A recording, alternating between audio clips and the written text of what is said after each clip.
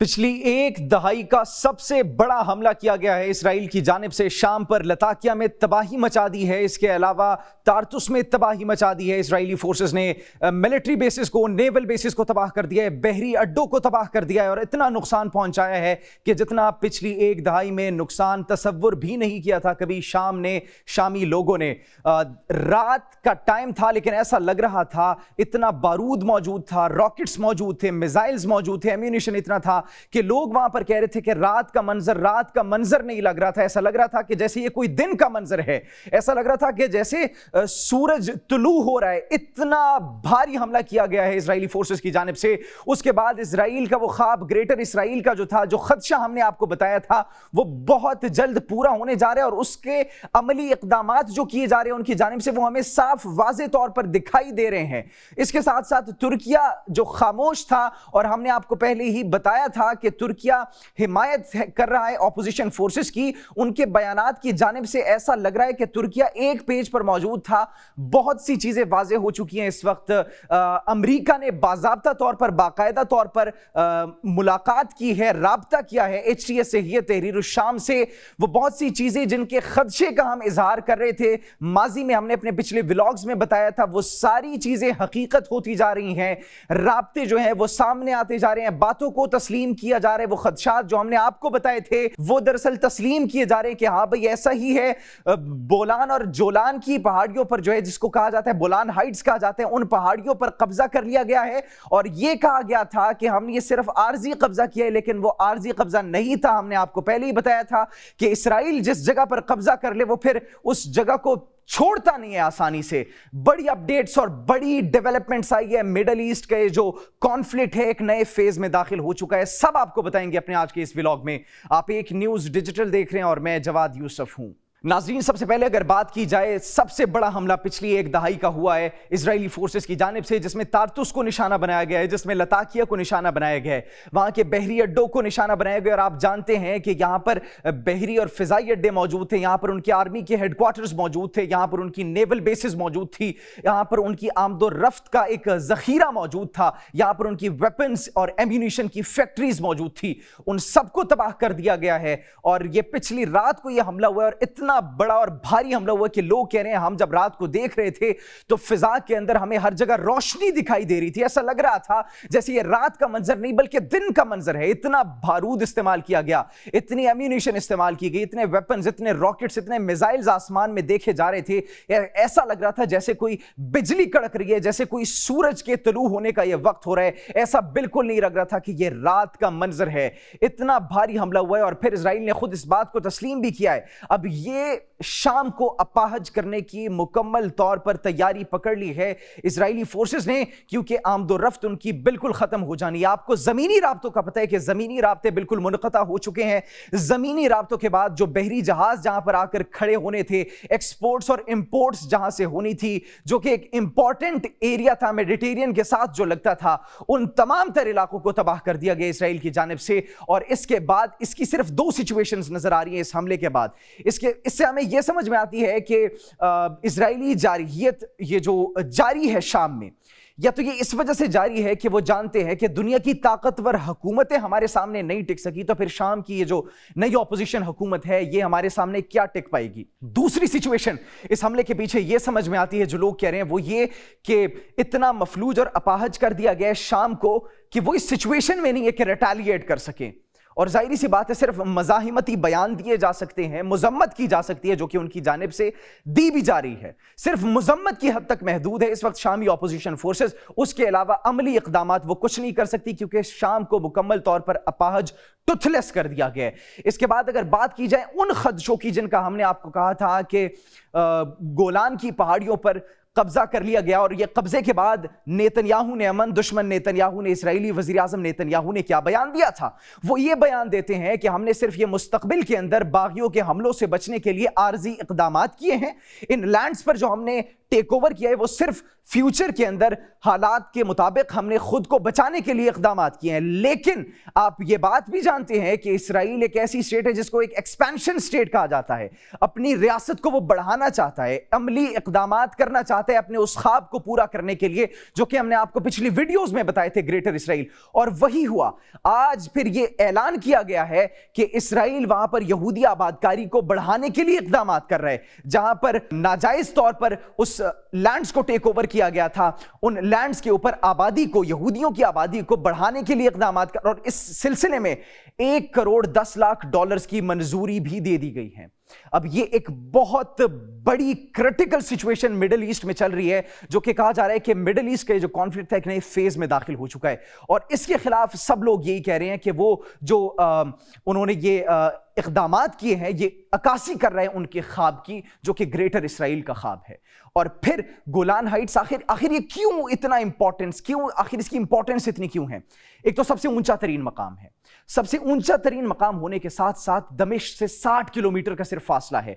दमिश्क से यहां तक जितनी भी नकलो हरकत होगी, जितनी भी अगर कोई फोर्स नकलो हरकत करती है, तो फिर उन पहाड़ियों से क्लियर कट नजर आता है कि कौन क्या हरकत कर रहे हैं, किस तरीके से अगर वो मूवमेंट्स कर रहे हैं। कोई आर्मी अगर मूवमेंट करती है, कोई उन पर हमला करना चाहता है, तो ये जनूबी शाम वाले जितने भी इलाके हैं और फिर शमाली साइड पर जितने भी इलाके हैं, वो क्लियर उस जगह से नजर आते हैं। दमिश्क उस इलाके से बिल्कुल क्लियर कट नजर आते हैं।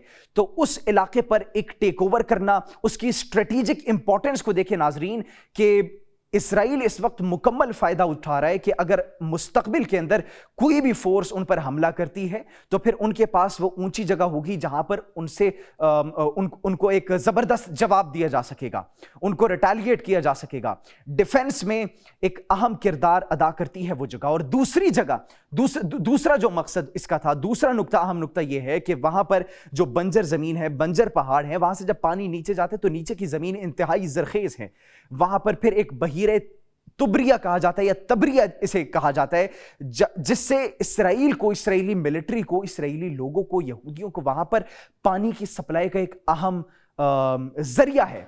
अब ये हिस्सा अगर शाम के कंट्रोल में आ जाता तो पानी का एक सप्लाई लाइन, एक कनेक्शन कट जाता, जो कि ये कभी भी बर्दाश्त नहीं कर सकते थे। इसके बाद अगर बात की जाए दरियाए उर्दन, वो भी वहां पर मौजूद है, जहां से पानी, ताजा पानी फसलों के लिए, वहां पर काश्तकारी के लिए इस्तेमाल होता है। तो स्ट्रेटेजिक हवाले से अगर इसकी इंपॉर्टेंस देखें तो नाजरीन बहुत ज्यादा जरूरी है, और इसराइल ने उस इंपॉर्टेंस का भरपूर फायदा उठाया। वो जो आर्जी इकदामात थे वो अब मुस्तकिल इकदामात में बदलते हुए नजर आ रहे हैं। बिल भी पास हो गए, अप्रूवल भी मिल चुका है, और जहां पर 20,000 लोग वहां पर मौजूद हैं, इसराइली मौजूद हैं 30 आबादियों में।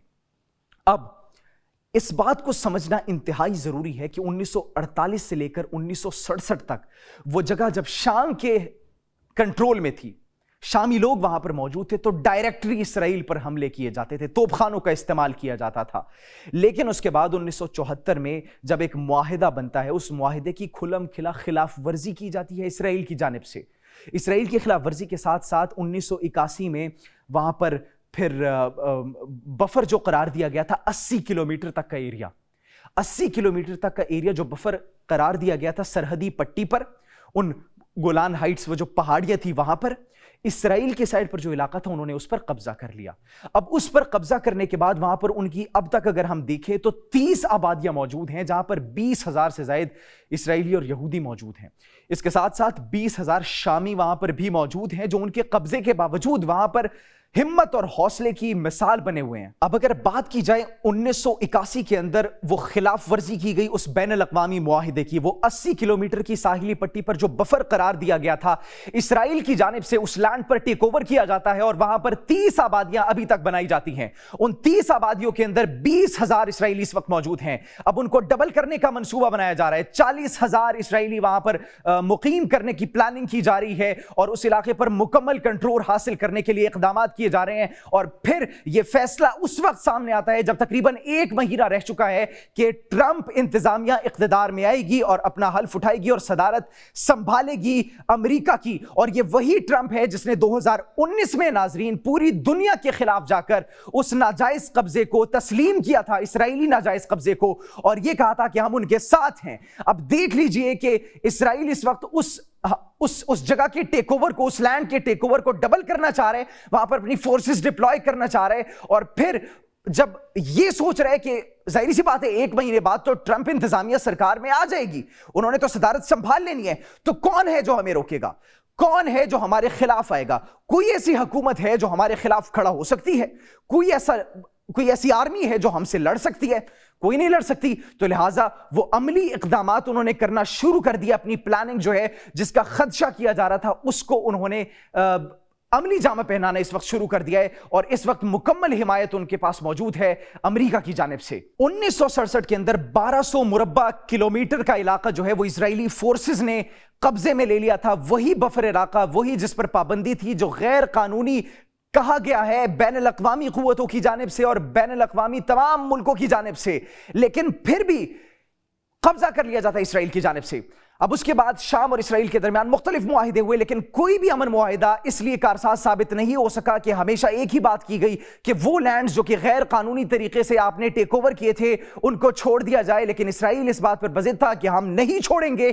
اس وجہ سے خطے کے اندر، مڈل ایسٹ کے اندر، وہ علاقہ ہمیشہ کشیدگی کا باعث بنا رہا اور اب بھی وہ کشیدگی کا باعث ہے. اور پھر صرف یہ گولان ہائٹس کی بات نہیں کی جا رہی، اس کے ساتھ ساتھ بات کی جا رہی ہے کہ وہاں سے دمشق جو 60 کلومیٹر دور ہے، 35 کلومیٹر آگے تک اسرائیلی فورسز وہاں پر موجود ہے.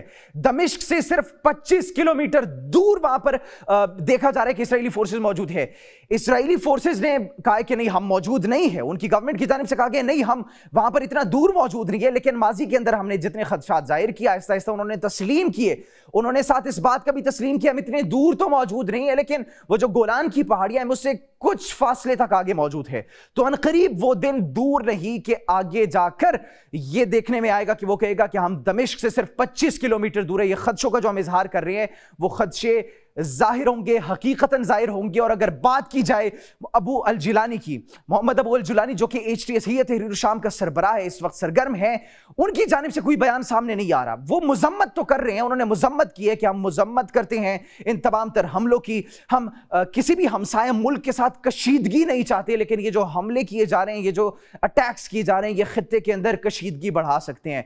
مذمت سے کچھ نہیں ہوگا ناظرین. اگر مذمت سے کچھ ہوتا تو غزہ کے اندر جنگ بندی ہو جاتی. اگر مذمت سے کچھ ہوتا تو لبنان کے اندر جنگ بندی ہو جاتی.